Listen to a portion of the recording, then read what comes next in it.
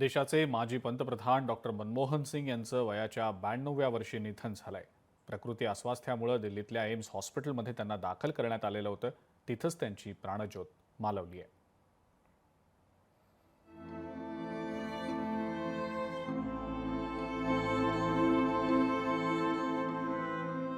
स्वातंत्र्यपूर्व काळात जन्मलेले भारताचे पंतप्रधान डॉक्टर मनमोहन सिंग विद्वान, मृदू, मितभाषी आणि संवेदनशील नेता म्हणून मनमोहन सिंग यांच्याकडे पाहिलं जातं।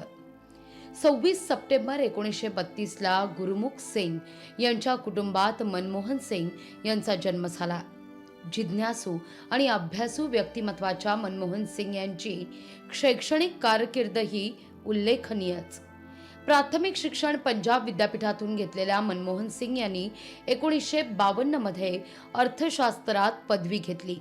त्यानंतर थेट गाठलं ते केम्ब्रिज विद्यापीठ आणि 1957 मध्ये अर्थशास्त्रात प्रथम श्रेणी ऑनर्स पदवी देखील प्राप्त केली। इतकंच नाही तर 1962 मध्ये ऑक्सफर्ड विद्यापीठाच्या नफील्ड कॉलेजमधून डॉक्टर फील्डची पदवी सुद्धा मिळवली।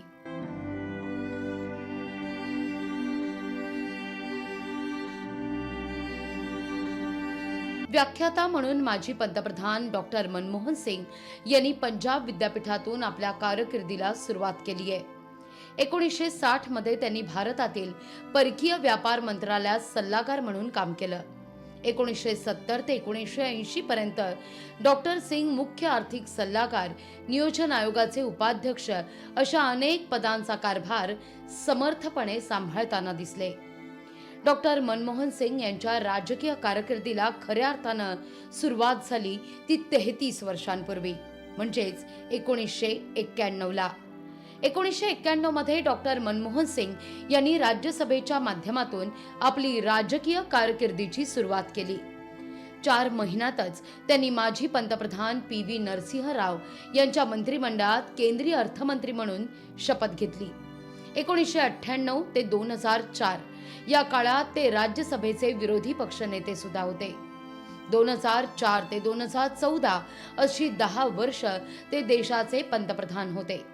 पंडित जवाहरलाल नेहरू आणि इंदिरा गांधी यांच्यानंतर ते पहिलेच असे पंतप्रधान होते जे 10 वर्ष देशाचा राज्यकारभार समर्थपणे सांभाळू शकले। मनमोहन सिंग यांची व्यावसायिक आणि राजकीय कारकीर्द सुद्धा निश्चितच उल्लेखनीय। 1957 ते 1959 या काळात अर्थशास्त्राचे वरिष्ठ व्याख्याता म्हणून त्यांनी काम केलं। 1963 ते 1965 या काळात ते प्राध्यापक होते। 1966 मध्ये दिल्ली स्कूल ऑफ इकॉनॉमिक्स मध्ये मानद प्राध्यापक। 1966 ते 1969 पर्यंत UNCTD सोबत त्यांनी कामही केलं। 1969 ते 1971 पर्यंत आंतरराष्ट्रीय व्यापारात प्राध्यापक म्हणून त्यांनी काम पाहिलं। मनमोहन सिंग यांची ललित नारायण मिश्रा यांनी परराष्ट्र व्यापार मंत्रालयाचे सल्लागार म्हणून नियुक्ती केली। 1969 मध्ये Manmohan Singh Delhi school of economics मध्ये आंतरराष्ट्रीय व्यापाराचे प्राध्यापक होते। 1972 मध्ये अर्थ मंत्रालयाचे मुख्य आर्थिक सल्लागार झाले। 76 मध्ये अर्थ मंत्रालयात ते सचिव होते। 76 मध्येच पंडित जवाहरलाल नेहरू विद्यापीठात मानद प्राध्यापक सुद्धा होते। 1976 ते 1980 या कालावधीत मनमोहन सिंग भारतीय रिझर्व्ह बँकेचे संचालक होते। 1982 ते 1985 या 3 वर्षांच्या कालावधीत मनमोहन सिंग यांनी RBIचे गव्हर्नर म्हणून काम केलं।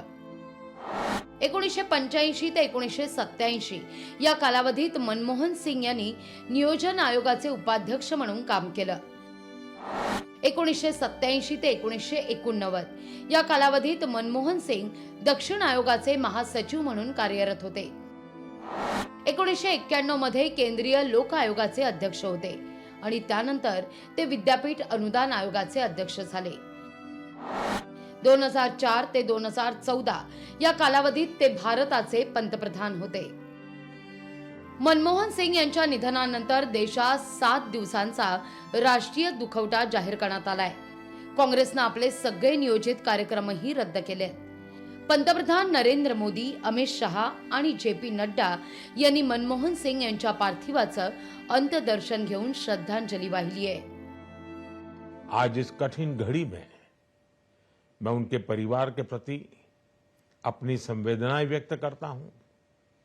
मैं डॉक्टर मनमोहन सिंह जी को सभी देशवासियों की तरफ से श्रद्धांजलि अर्पित करता हूं. तर मनमोहन सिंग यांच्या जाण्यानं भारतीय राजकारणानं एक सालस नेता गमावला अशी भावना राजकीय वर्तुळातून व्यक्त होतीये. माझ्या पक्षाच्या वतीनं त्यांच्या कुटुंबियांना हा दुःखाचा धक्का सहन करण्याची शक्ती परमेश्वर देव अशाच प्रकारची अपेक्षा करतो आणि श्रद्धांजली करतो. मनमोहन सिंग साहेबांना आदरांजली आणि श्रद्धांजली अर्पण करते. आणि एक अतिशय सुशिक्षित, सुसंस्कृत असे आपले ते प्रधानमंत्रीही होऊन गेले. मला त्यांच्या बरोबर पार्लमेंटमध्ये त्यांना बघण्याची, त्यांच्यावर काम करायची संधी मिळाली. मला वाटायचं की इतका मोठा माणूस आपल्याला ओळखतो की नाही, पण आम्ही समोर गेल्यावरती प्रत्येकाला नावानं संबोध आहे. राऊतजी कैसे हो, देसाईजी कैसे हो. पृथ्वी तलावरचा तो देवदूत होता, देवाचा माणूस होता. माझ्या अत्यंत जवळचे एक मार्गदर्शक, हितचिंतक, मित्र म्हणून मला वागवणारा माझा एक मार्गदर्शक म्हणून हरपल्याची एक पोकळी माझ्या मनात निर्माण झालेली आहे. मनमोहन सिंगच्या जाण्यामुळे देशाचं नुकसान झालं आहे. मी भारतीय जनता पक्षातर्फे त्यांना श्रद्धांजली व्यक्त करतो.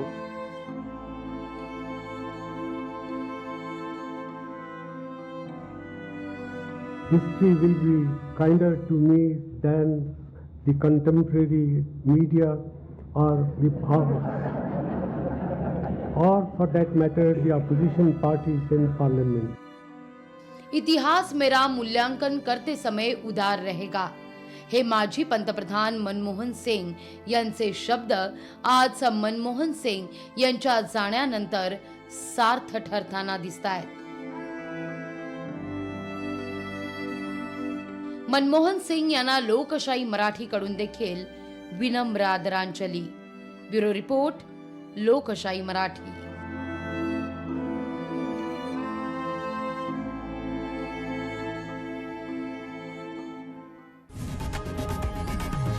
लोकशाही मराठी ऐका, पहा, जागरूक रहा.